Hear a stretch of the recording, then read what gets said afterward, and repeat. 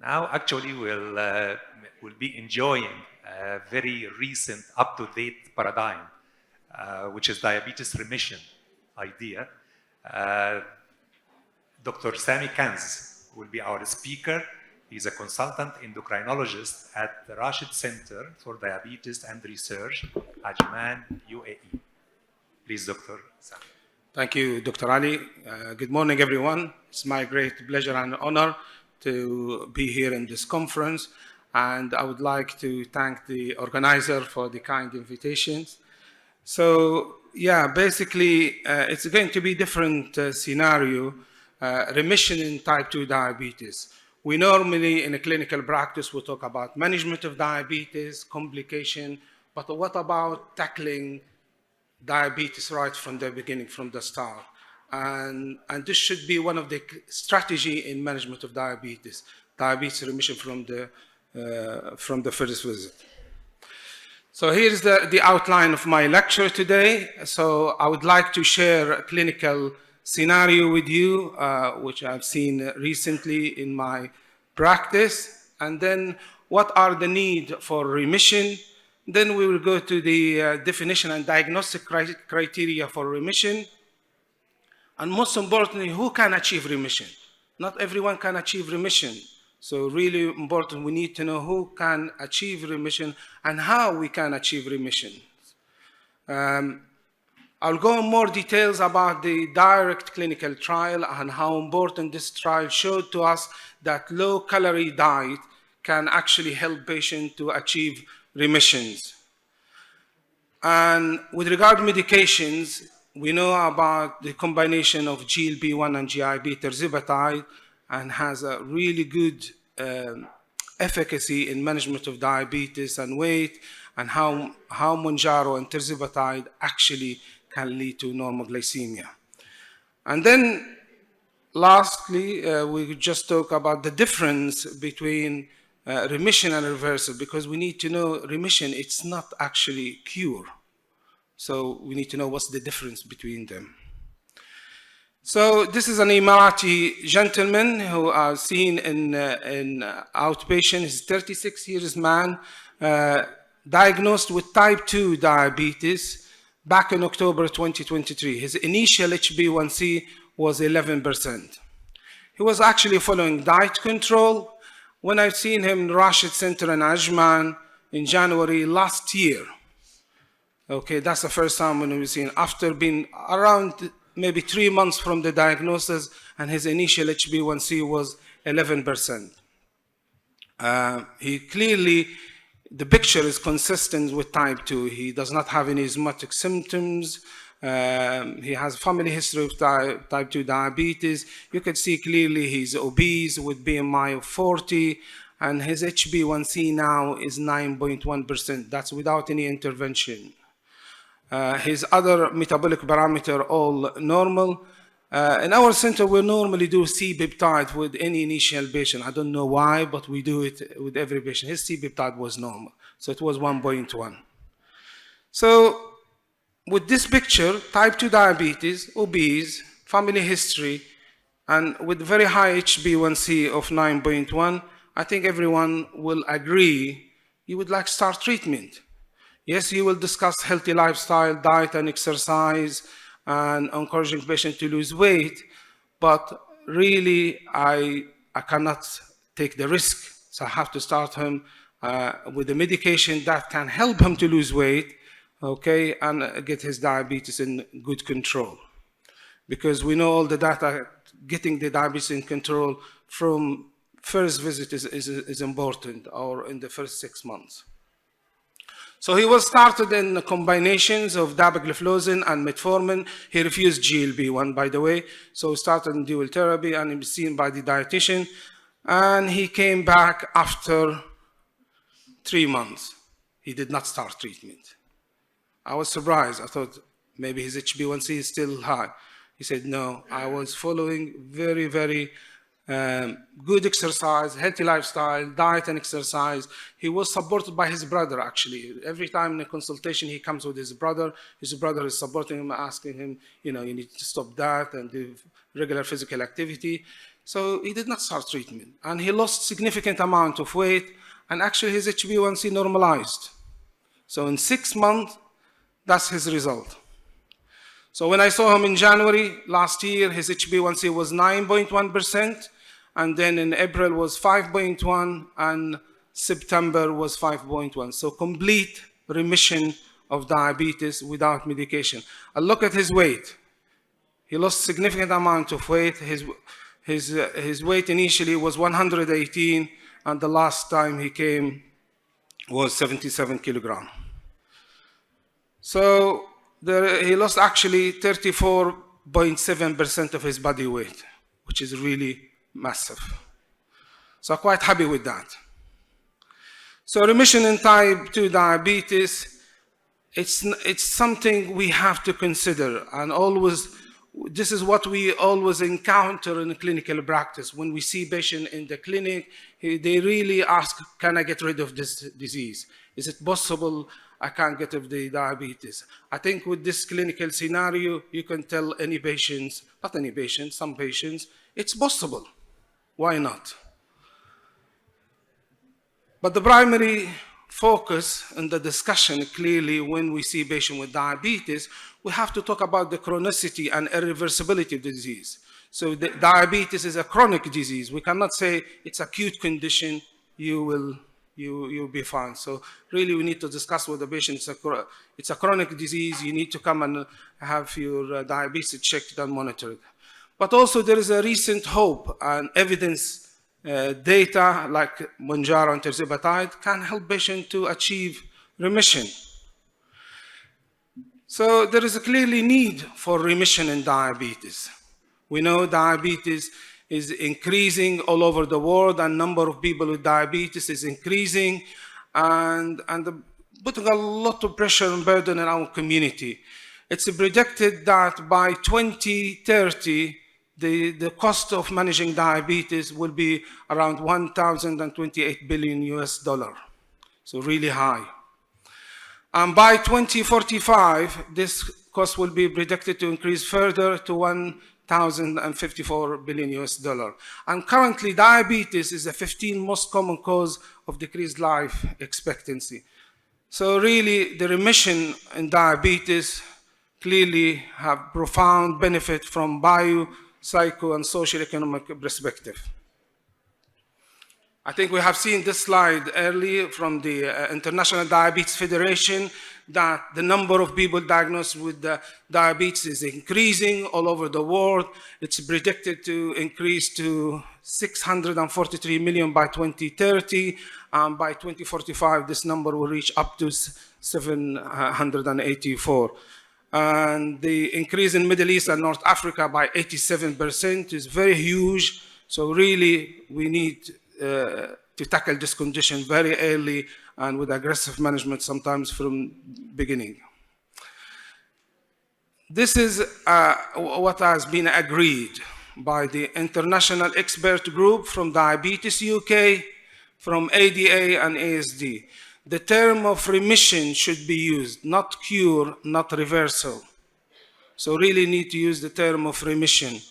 And what's diabetes remission? It's when the blood sugars fall below the diabetic range and stay there for 3 months without any medication. So remission is when the blood sugar below the diagnostic range and stay there for 3 months without medication. What's that mean? HbA1c less than 6.5. Okay.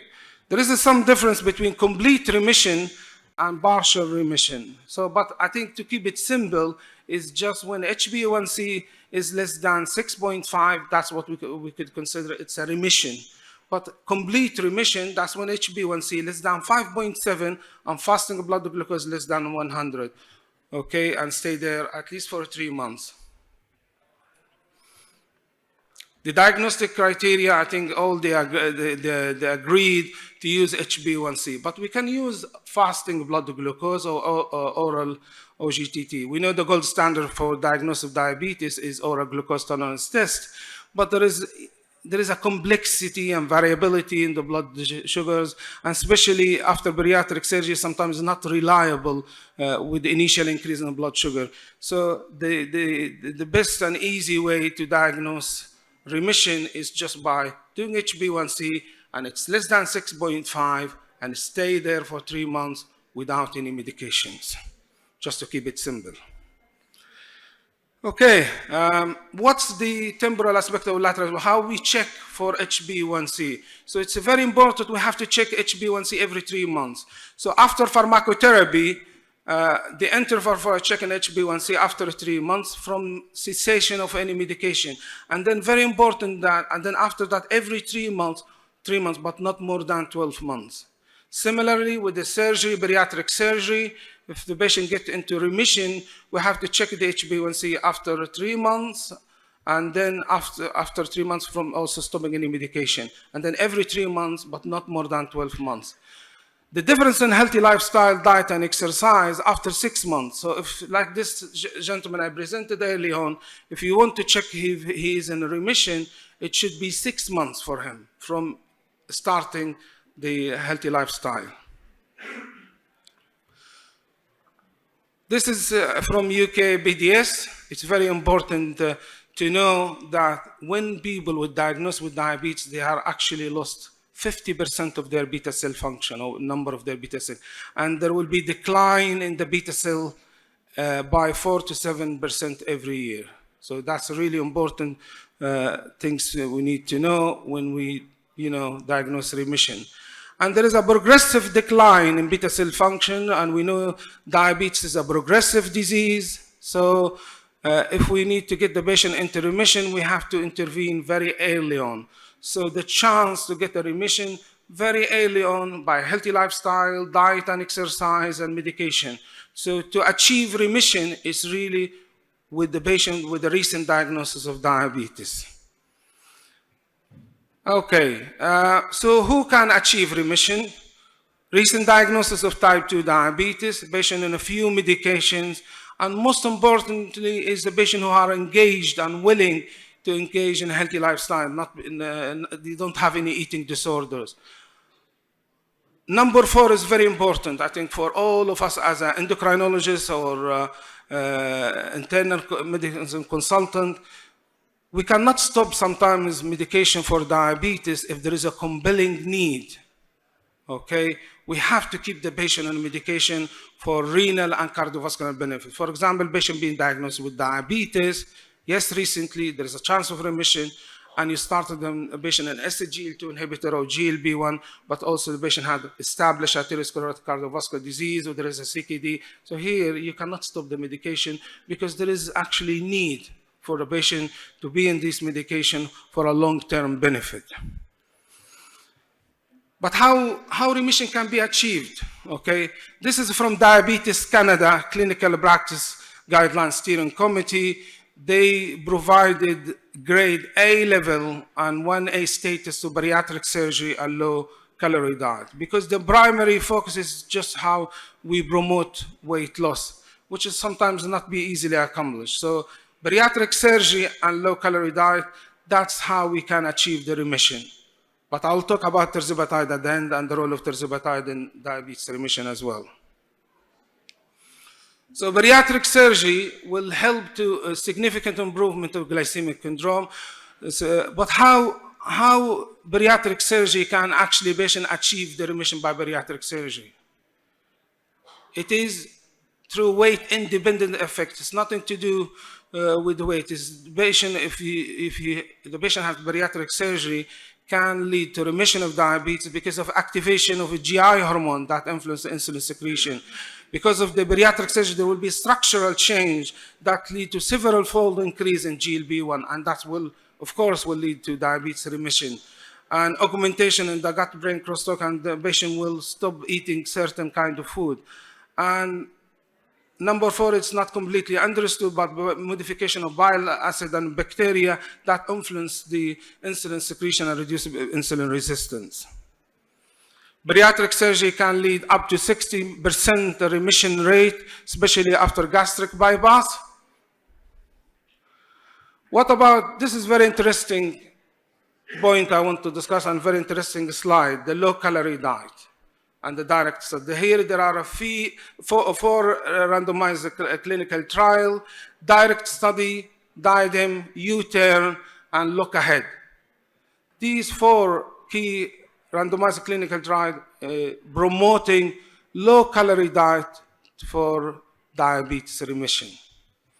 So the population being involved in these studies, all patients with type 2 diabetes, recently diagnosed, less than 6 years, and they have BMI of 27 to 45, and their HbA1c less than 12, and they are not on insulin.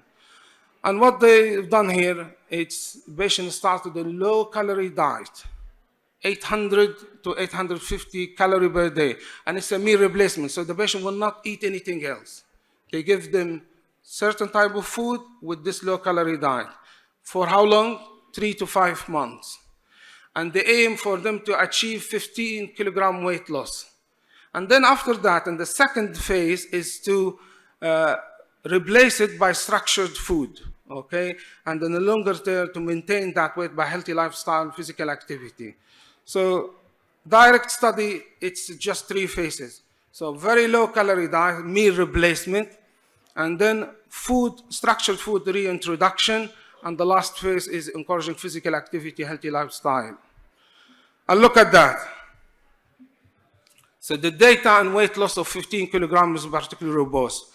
And the patients being able to, 46% of patients able to achieve remission within 1 year, and 35.6% able to achieve remission at 2 years. So this is direct trial. It showed that for those of patients who lost more than 15 kilograms in weight, 86% of them able to get into remission. So this is really important. I think if we show this to our patient, if we tell them if you lose 15 kilograms in weight, then there is a chance of more than 80% you will get your diabetes in remission, especially early on in the diagnosis. What about other things? Yes, bariatric surgery can do, low-calorie diet, but we know obesity is a chronic disease and relapsing condition. And to achieve the remission, it's primarily through weight loss, and patient can regain weight. So here, this is a kind of controversial aspect. You think, yes, the patient is obese, and you start the patient on medication to help them to lose weight, but you cannot stop the medication because the patient might regain weight, and the patient needs to be in medication for long term. So medication like a GLP-1 and a combination of GLP-1 and GIP-1 showed really good data about weight control. So SURPASS program studied the efficacy of tirzepatide, which is tirzepatide, it's Mounjaro, which is the first novel combination of GLP-1 and GIP in promoting weight loss and also normoglycemia. And look at these data. This is from the SURPASS program. Clearly look to the proportion of patients achieving HbA1c less than 5.7. This is a randomized clinical trial comparing tirzepatide with placebo and semaglutide 1 milligram and basal insulin. And you can see the number of patients achieving remission of HbA1c less than 5.7, anything between 40 to 60%, which is really a large and significant number. What about having remission or normoglycemia, but without weight gain and without hypoglycemia? Again, tirzepatide, especially 15 milligram, can get 52% of patients getting into this triple endpoint of remission with no hypoglycemia and no weight gain. So just to conclude from the SURPASS program, there's significantly more patients in the study achieving remission normoglycemia. So it's about 52% of patients treated with 15 milligram tirzepatide that are able to achieve this triple endpoint of normoglycemia with no weight gain and no hypoglycemia. It's very important we have to differentiate between remission and reversal, okay? Because when we say remission, that means diabetes is not completely gone away. We still have to monitor patient Okay, we know staying in remission is very difficult, very hard to do it, so patients need to have regular monitoring of their blood sugar. And remission of diabetes doesn't mean, yes, it will stop the further damage, but maybe when the patient diagnosed with diabetes, there already is some damage. So really need clear monitoring of their kidney and regular eye screening. And the test you normally do is HbA1c, the easy, but you can do OGTT or fasting blood sugar every 3 to 6 months.